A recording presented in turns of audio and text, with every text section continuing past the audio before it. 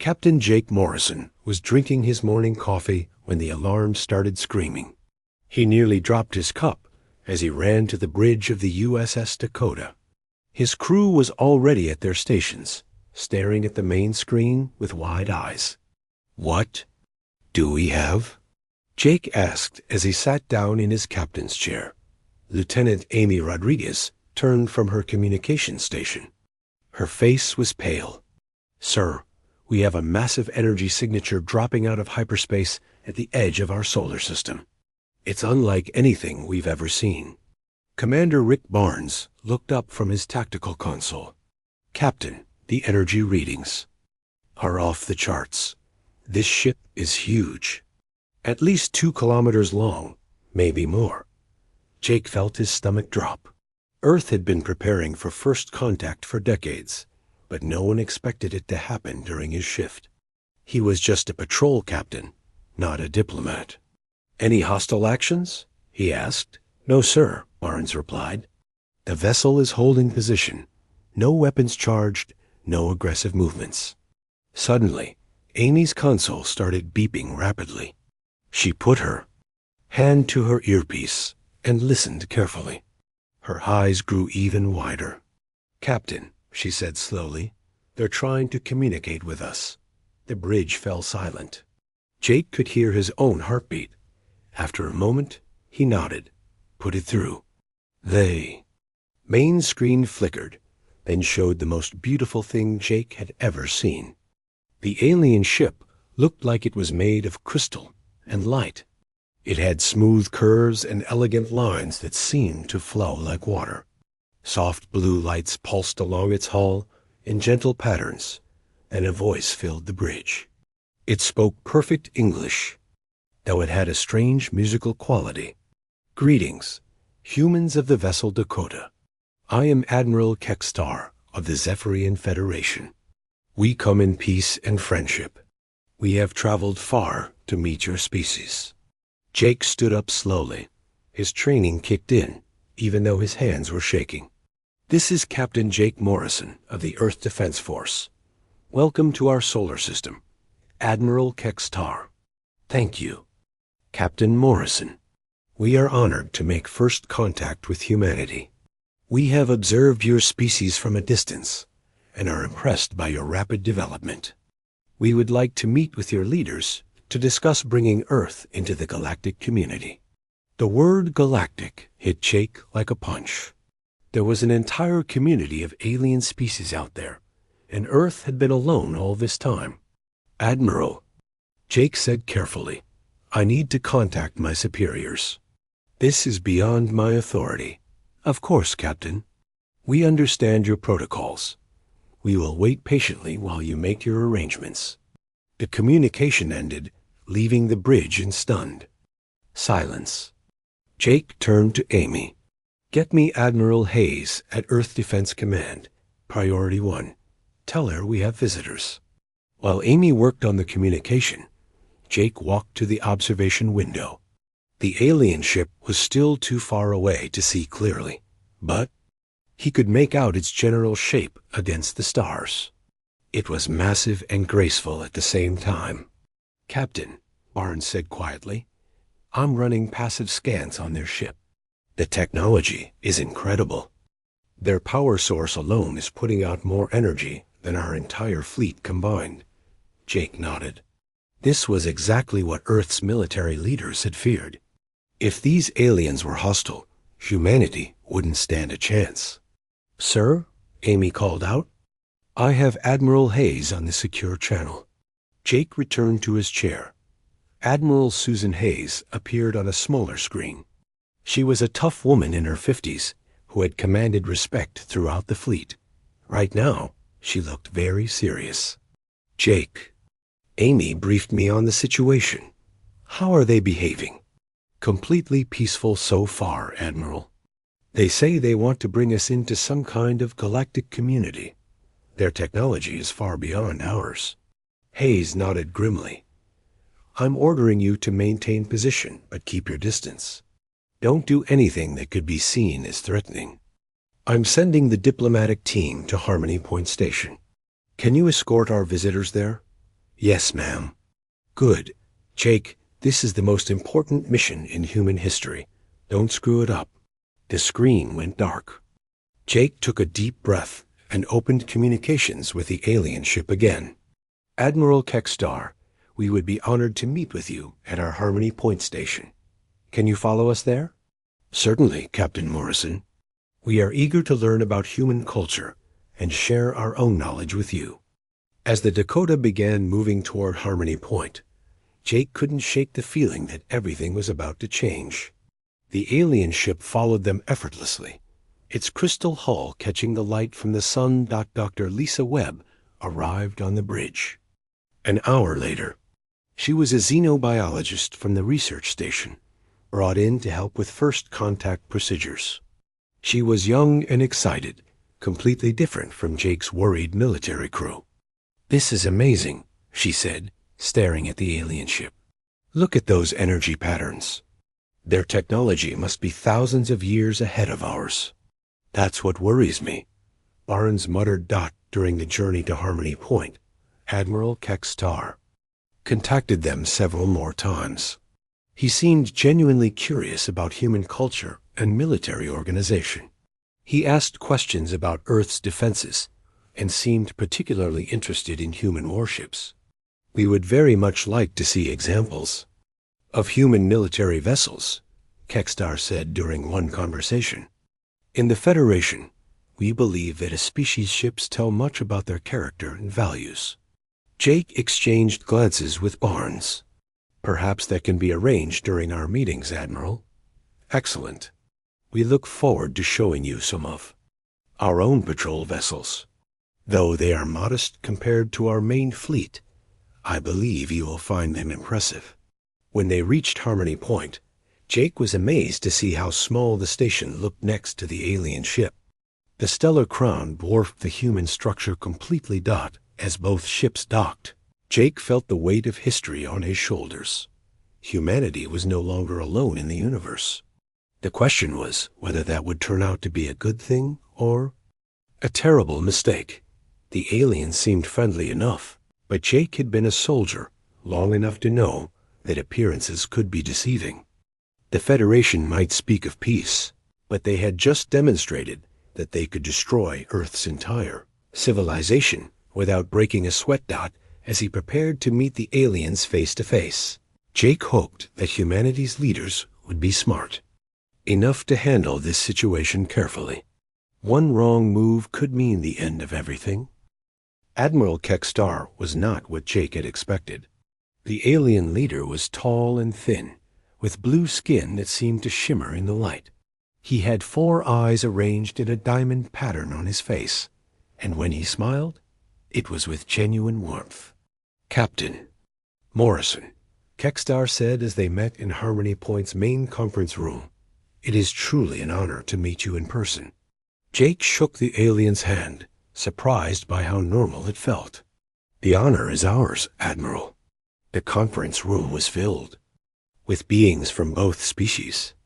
On the human side sat Colonel Pete Davis, a gruff military officer, and engineer Kate Sullivan, who couldn't stop staring at the alien technology. Dr. Webb was taking notes on everything she saw. The alien delegation included Science Officer Velana, who looked younger than Kekstar and had the same blue skin, but with silver markings, and Tactical Coordinator Jexmore, whose skin was darker blue and who wore what looked like ceremonial armor. Before we discuss political matters, Kekstar said, we would like to share something with you. In the Federation, we believe the best way to understand a species is to see how they approach conflict and defense. The aliens activated holographic projector in the center of the table. Suddenly, the room was filled with images of space, stars, and ships unlike anything the humans had ever imagined. The Federation ships were beautiful. They looked like they had been grown rather than built, with smooth curves and surfaces that reflected light like pearls. Some were long and elegant, others were round and graceful, but all of them seemed more like works of art than weapons of war. These are our patrol vessels, Kekstar explained proudly. Each one represents centuries of advancement in peaceful, military technology. Jake watched as the hologram showed the ships in action. They moved through space like dancers, turning and spinning with impossible grace. When they fired their weapons, beams of colored light shot out in precise patterns. Our philosophy, Velena added, is that warfare should be conducted with honor and efficiency. We believe in what we call civilized combat. The hologram changed to show a battle between Federation ships and another alien species. The fight looked almost choreographed. Ships approached each other at specific distances, exchanged fire in careful patterns, and when one ship was damaged, it would withdraw rather than continue fighting. We maintain proper engagement ranges, Jexmore explained, usually between 50 and 100 kilometers. This allows for tactical maneuvering while minimizing unnecessary damage. Colonel Davis leaned forward.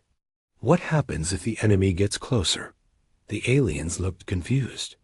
Closer? Kextar asked. Why would they do that?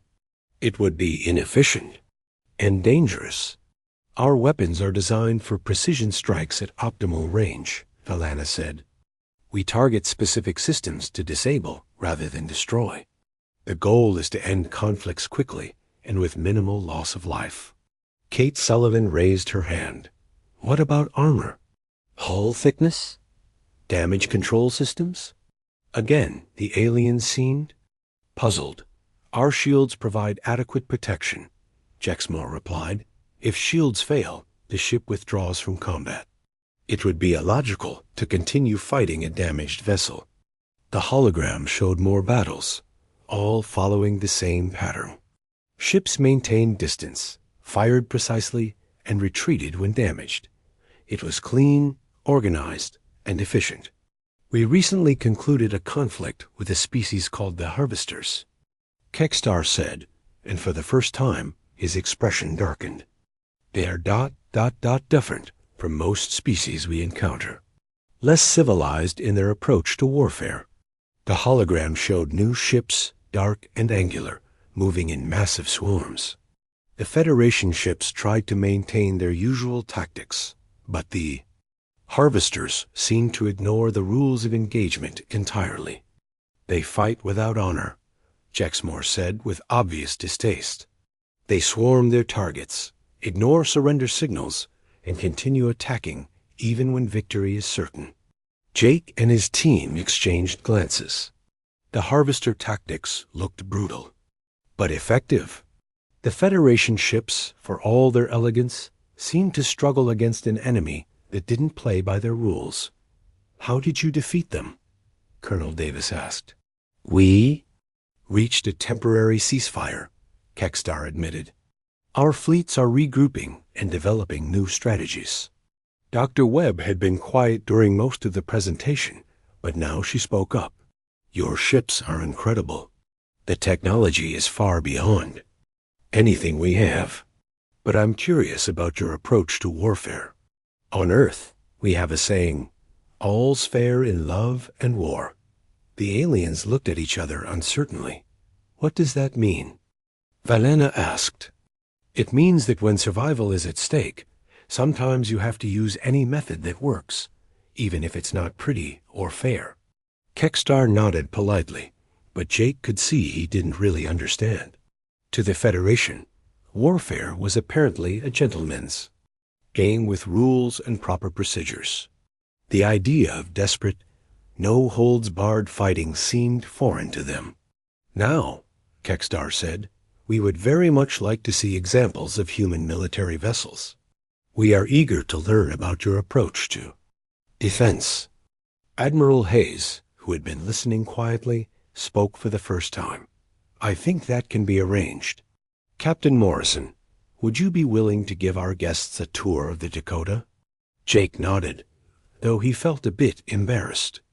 Compared to the elegant Federation ships, human vessels were going to look primitive and crude as they walked through the corridors of Harmony Point toward the docking bay. Kextar continued asking questions about human military philosophy. 2. You also maintain proper engagement ranges, he asked. Well, Jake said carefully, human naval doctrine has always emphasized getting close to the enemy. We have a saying, don't fire until you see the whites of their eyes. The aliens stopped walking. You fight at close range? Jexmore asked, sounding shocked. Sometimes, Colonel Davis replied. Depends on the situation. If you need to be sure of a kill, you get as close as you can. The aliens exchanged worried glances, but they continued following the humans toward the Dakota. When they reached the docking bay, Jake felt a moment of pride. The Dakota wasn't beautiful like the alien ships, but she was solid and dependable. Her hull was thick and scarred from years of service. Gun turrets jutted out at various angles, and her engines were built for power rather than elegance. This is your warship? Delana asked quietly. She's a patrol vessel, Jake replied. Not our biggest or most powerful, but she served us well. As they boarded the Dakota, Jake noticed the aliens looking around with what seemed like confusion and concern. The human ship was built for function, not beauty.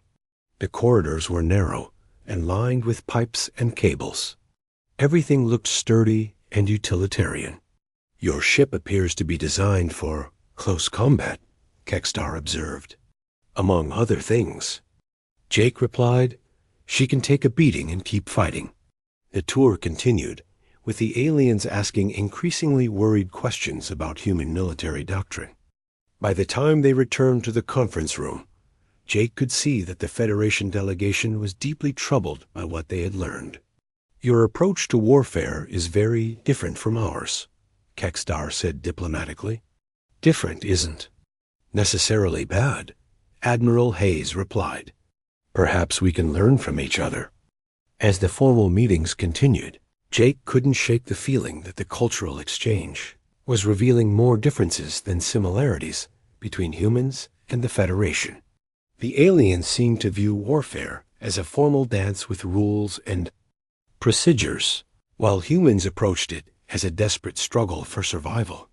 The question was whether those differences would bring the two species together or drive them apart.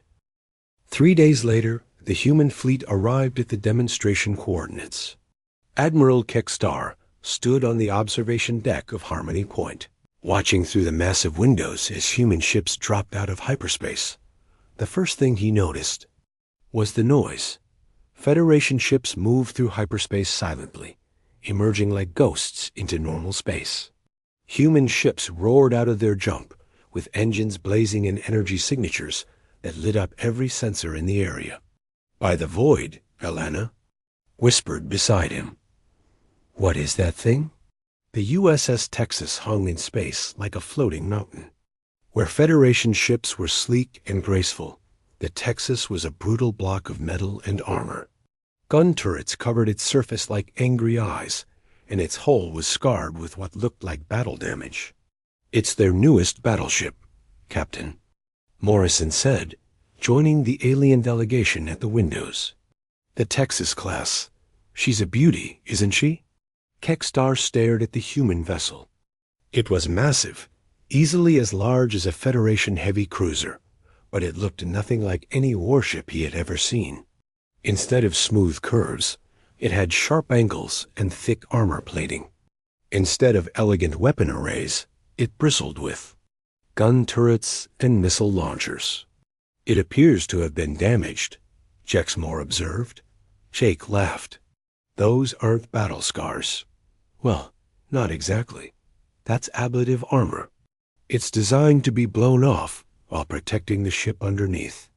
The aliens exchanged horrified glances. Their ships were built to avoid damage entirely. The idea of deliberately taking hits was completely foreign to them. Would you like to come aboard? Commander Sandra Bell asked as she approached the group. She was the captain of the Texas, a tough-looking woman with graying hair and scars on her hands. We would be honored, Kekstar replied. Though his voice sounded uncertain, the shuttle ride to the Texas was uncomfortable for the aliens. The human shuttle was cramped and noisy, with exposed systems and utilitarian design. Federation shuttles were quiet and spacious, designed for comfort as much as function. When they docked with the Texas, the aliens were immediately struck by the ship's interior. The corridors were narrow and lined with pipes, cables, and what looked like emergency equipment. Everything was painted in dull gray or military green. "Welcome aboard the Texas," Commander Bell said proudly. "She's the toughest ship in the fleet." As they walked through the ship, Engineer Mac Johnson joined them. He was a big man with oil-stained overalls and a friendly smile. "Let me show you our damage control systems," Mac said enthusiastically. "This is what makes human ships special." He led them to a section of the ship where the hull was visible through reinforced windows. The aliens could see that the ship's armor came in layers, with multiple hulls nested inside each other. "See, this outer layer is designed to absorb impact," Mac explained. "When it gets blown away, there's another layer underneath, and under that, another layer. We can lose half our armor and still keep fighting." Valana looked sick. "You plan to lose parts of your ship? Better to lose armor than crew," Mac replied cheerfully. "Every system on this ship has a backup, and every backup has a backup. We don't stop fighting just because we take some damage." Commander Bell showed them the bridge, which was cramped and filled with consoles and screens. Unlike the elegant Federation control centers, the Texas bridge looked like a military bunker. "Our philosophy is simple," Bell explained. "Build it tough, arm it heavy, and never give up. This ship can take a beating that would destroy any other vessel and still complete its mission." The aliens watched in fascination and horror as the crew demonstrated their systems. Human damage control involved teams of people rushing to fix problems while the ship continued fighting. Federation ships simply withdrew from combat when damaged.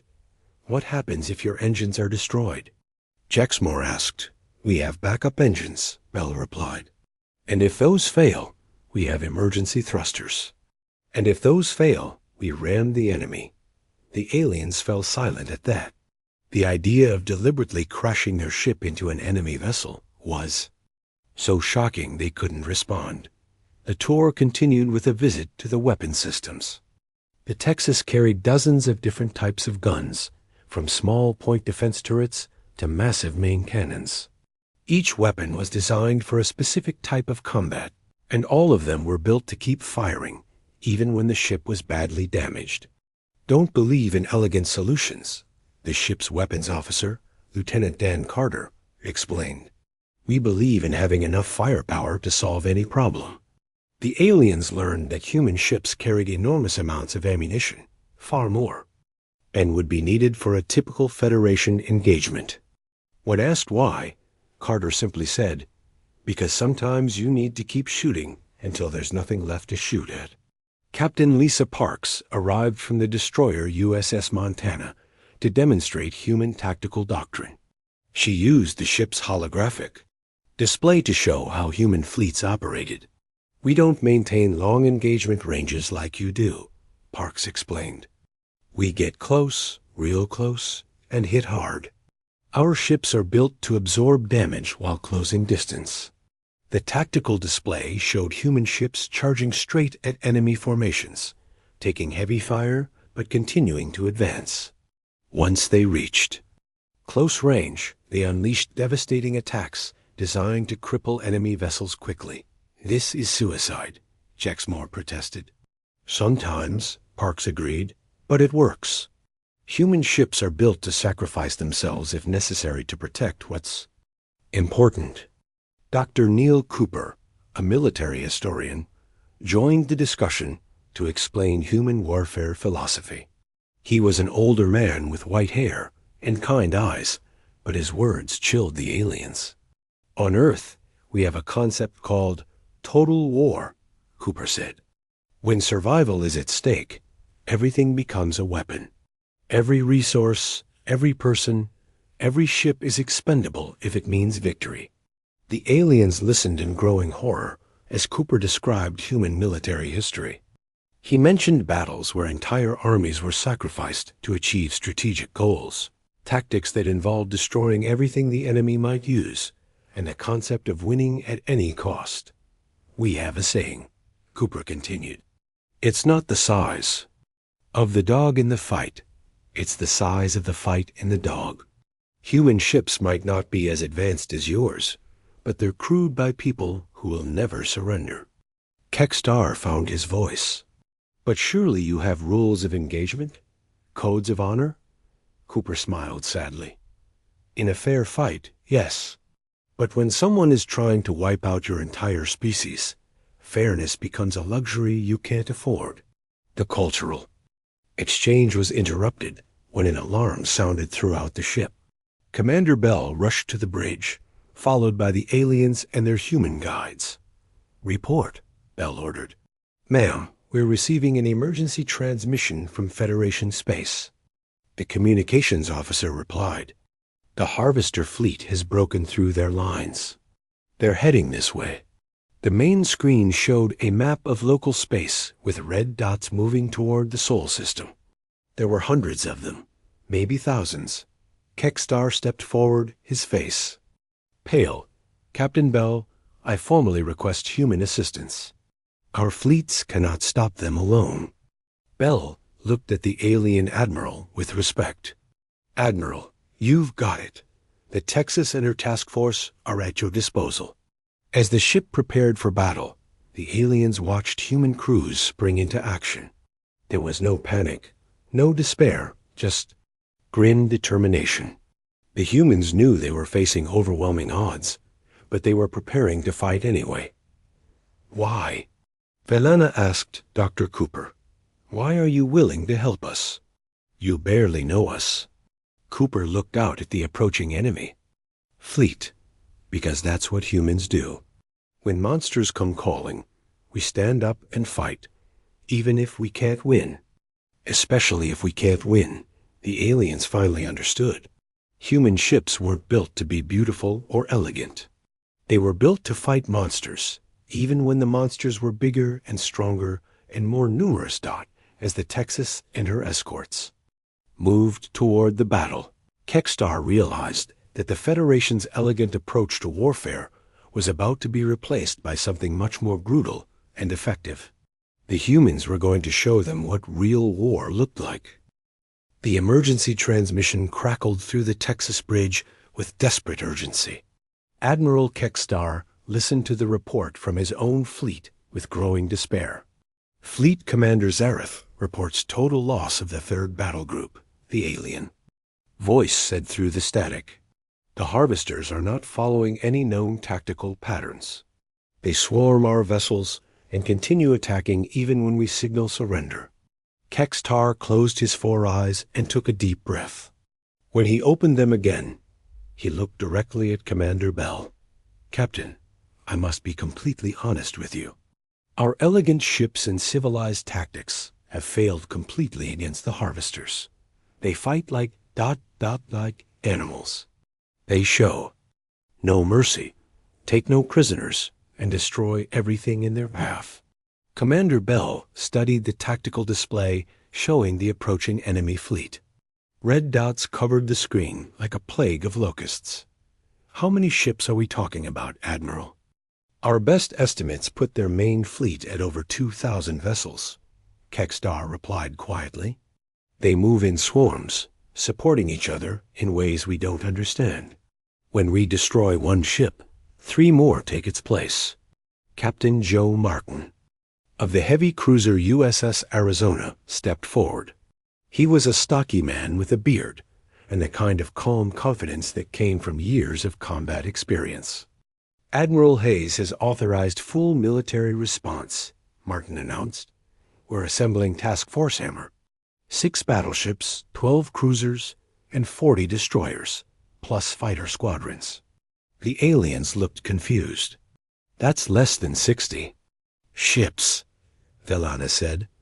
"Against 2,000? This is suicide." "Maybe," Martin replied with a grin. "But it's the kind of suicide we're good at." As the human fleet assembled, Admiral Kekstar watched their formations with growing amazement. The Federation always arranged their ships in elegant patterns designed to maximize efficiency and minimize risk. The human formation looked like controlled chaos. Heavy battleships formed the center, their massive bulk bristling with weapons. Smaller cruisers and destroyers spread out around them in overlapping defensive patterns. But what shocked the aliens? Most were the small attack craft swarming around the larger ships like angry insects. Commander, Beth Williams arrived from the carrier USS Yorktown to explain human naval doctrine. She was young for a carrier captain, but her reputation for aggressive tactics was well known throughout the fleet. Our approach is simple, Williams said. We hit them with everything we've got, from every direction, all at once. No fancy maneuvering, no elegant formations. Just overwhelming firepower applied where it hurts most. The tactical display showed human battle plans that made the aliens feel sick. Ships were deliberately positioned as bait to draw enemy attacks. Others were placed in positions where they would certainly be destroyed, but would take many enemies with them. You're planning to sacrifice entire ships, Jexmore said in horror. If necessary, Williams replied calmly. That's what they're for. Every ship in this fleet, every person on board, were all expendable if it means stopping the harvesters from reaching Earth. Captain Morrison, still aboard the Texas as an observer, tried to explain human thinking to the bewildered aliens. Admiral Kekstar, your people build ships to avoid damage and preserve life. That's admirable, but it doesn't work against an enemy that doesn't care about your rules. We build ships to take damage and keep fighting, even if it kills everyone. On board, the aliens watched as human crews prepared for battle. Unlike Federation personnel, who followed precise procedures and maintained professional calm, the humans seemed almost eager for the fight. They sang old battle songs, told jokes, and made preparations that the aliens found disturbing. Why are they writing letters? Velana asked, watching human crew members at work. Last letters home, Dr. Cooper explained, in case they don't survive the battle. It's a human tradition. The concept horrified the aliens. Federation military doctrine focused on preserving life above all else. The idea of accepting casualties as a normal part of warfare was completely foreign to them. As the harvester fleet approached, long-range sensors revealed their true nature. The enemy ships were dark, angular vessels that moved in perfect synchronization. They showed no individual characteristics, no variations in design. They were machines, pure and simple, built for one purpose: destruction. They strip mine entire star systems, Kekstar explained to the human commanders. Planets, asteroids, even stars themselves. They consume everything and use the materials to build more ships. How do they reproduce? Commander Bell asked. They don't reproduce. They multiply. Every ship destroyed becomes raw material for new ships. Fighting them only makes them stronger. The humans exchanged glances. This was a type of enemy they had never faced before, but their response was typically human. They started planning how to kill it more efficiently. If destroying them just gives them more materials, Captain Martin said thoughtfully, then we need to destroy them so completely that there's nothing left to salvage. Is that possible? Kekstar asked. We'll find out, Martin replied grimly. The battle plan that emerged was unlike anything the Federation had ever attempted. Instead of maintaining distance and trading precise shots, the humans planned to charge straight into the enemy formation and fight at point-blank range. We'll form a spearhead with the heavy ships, Commander Bell explained. Punch through their lines and create chaos in their formation. Then the smaller ships follow up and exploit the confusion. This plan will result in massive casualties, Jexmore protested. Probably, Bell agreed. But it might also work. Your elegant tactics haven't stopped them, Admiral. Maybe it's time to try something ugly." The alien delegation watched as human fighter pilots prepared for what they called ramming runs. Young men and women climbed into small, fast ships loaded with explosives, planning to crash directly into enemy vessels. Commander Tony Fisher, the squadron leader, was barely 25 years old. He briefed his pilots with casual confidence that terrified the aliens. "Remember, people, we're not trying to come home from this one. We're trying to take as many of those mechanical bastards with us as possible. Make every shot count, and if your ship gets too damaged to fight, ram the biggest target you can find." The pilots cheered and headed to their fighters. The aliens watched in stunned silence. "They're just children," Bellana whispered. "They're warriors," Dr. Cooper corrected. "Human warriors, which means they'll fight until they can't fight anymore. And then they'll find a way to keep fighting." As the two fleets approached each other, Admiral Kekstar made one last attempt to understand human military thinking. "Captain Morrison, why do your people fight this way? Why accept such terrible losses?" Jake looked out at the approaching enemy fleet, then back at the alien commander. "Because someone has to, Admiral. Because if we don't stop them here, they'll consume everything we care about. Our families, our homes, our entire species. Human ships might not be as advanced as yours, but they're crewed by people who understand that some things are worth dying for." The battle was about to begin, and both species were about to learn what happened when an unstoppable force met immovable human stubbornness. The aliens had brought precision and elegance to their war against the harvesters. The humans were bringing something much more dangerous: the willingness to pay any price for victory. As the enemy fleet closed the final distance, alarm klaxons sounded throughout the human fleet. This was it. Time to see if human brutality could succeed where alien sophistication had failed. The first shots came from the harvester fleet at maximum range. Beams of crackling energy reached across space toward the human formation. Admiral Kekstar watched in amazement as the human ships didn't even try to dodge. "Brace for impact, Commander," Bell shouted across the Texas bridge. The enemy beams struck the massive battleship's armor, plating with thunderous crashes. Entire sections of the outer hull were blown away, revealing the layered defenses underneath. Alarms wailed as damage control teams rushed to contain fires and seal breaches. "Hull breach on Deck 7, someone shouted. "Seal it off," Bell replied. Calmly, "All stations continue on course. We're not stopping for a few dents." The aliens watched in horror as the Texas absorbed hits that would have crippled any Federation vessel. Armor plating flew off in chunks. Weapon turrets were destroyed, and entire sections of the ship were venting atmosphere into space. But the great battleship kept moving forward, her remaining guns still firing. "How are you still functional?" Velana gasped, watching human crew members work at damaged stations while wearing emergency suits. "Because we built her to take a beating," Commander Bell replied, blood running down her face from a head wound. "Mac, give me a damage report."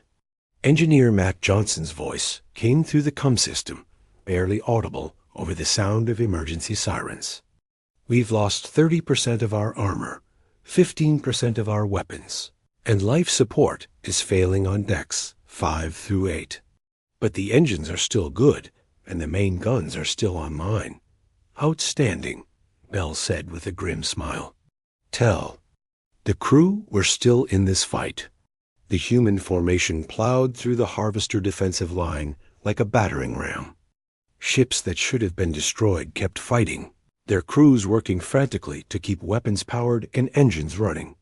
Captain Joe Martin's Arizona took a direct hit from 3 harvester ships simultaneously. The impact tore away the cruiser's entire front section, but Martin's voice came through the comm system as calm as if he were ordering dinner. This is Arizona. We've lost forward weapons and navigation, but our engines are intact. Beginning ramming run on target designation. Harvester 7. The aliens watched in stunned silence as the badly damaged cruiser accelerated toward one of the largest enemy vessels. The Arizona's crew had maybe 30 seconds to live, but they were using those seconds to line up the most devastating impact possible. Arizona, this is Admiral Hayes, came a voice from the fleet command ship. You are authorized for ramming speed. Give them hell, Joe. Copy that, Admiral. Arizona out. The cruiser struck the harvester vessel at full speed, both ships disappearing. In a massive explosion that took out 2 more enemy vessels nearby. Captain Martin and his entire crew were gone, but their sacrifice had punched a hole in the enemy formation. Fighters, you're clear for attack run, Commander Bell announced. Make Joe's sacrifice count.